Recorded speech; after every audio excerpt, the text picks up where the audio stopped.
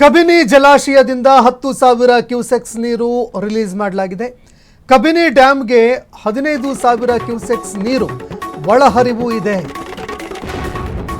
Kabini ಡ್ಯಾಂಗೆ 15,000 cusecs ನೀರು ಒಳಹರಿವು ಬರ್ತಾ ಇದೆ ಅಂತ CWMA ಈ ಬಗ್ಗೆ ಆದೇಶ ಕೊಟ್ಟಿದೆ. CWMA ಆದೇಶವನ್ನು ವಿರೋಧ ಮಾಡ್ತಾ ಇರುವ ಬೆನ್ನಲ್ಲೇ ನೀರು ಬಿಟ್ಟಿರುವಂಥದ್ದು ತೀವ್ರ ಆಕ್ರೋಶ ವ್ಯಕ್ತವಾಗ್ತಾ ಇದೆ.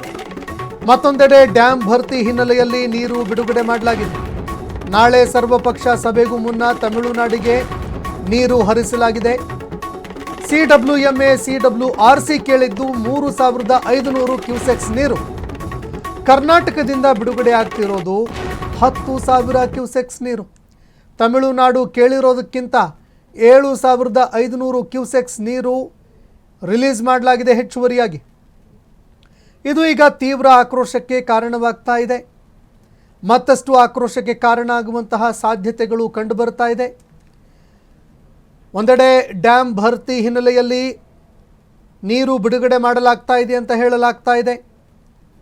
15,000 ಕ್ಯೂಸೆಕ್ಸ್ ನೀರು ಒಳಹರಿವು ಇದೆ ಅಂತ ಹೇಳಲಾಗ್ತಾ ಇದೆ. ಅದೇ ಕಾರಣಕ್ಕೆ 10,000 ಕ್ಯೂಸೆಕ್ಸ್ ನೀರು ಹರಿಬಿಡಲಾಗ್ತಾ ಇದೆ ಅಂತ ಈ ಬಗ್ಗೆ ಸ್ಪಷ್ಟೀಕರಣ ಕೊಡಲಾಗ್ತಾ ಇದೆ. ಅದು ಬೇರೆ.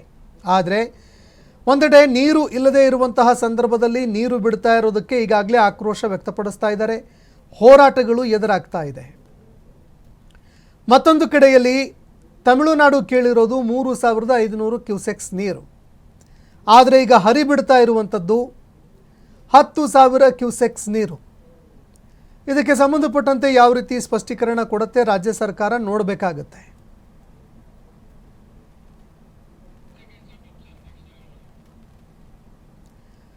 ಇನ್ನು ಇದಕ್ಕೆ ಸಂಬಂಧಪಟ್ಟಂತೆ ರಾಜ್ಯ ಸರ್ಕಾರ ಏನು ಸ್ಪಷ್ಟೀಕರಣ ಕೊಡುತ್ತೆ ಅದನ್ನು ಕೂಡ ನೋಡಬೇಕಾಗುತ್ತೆ.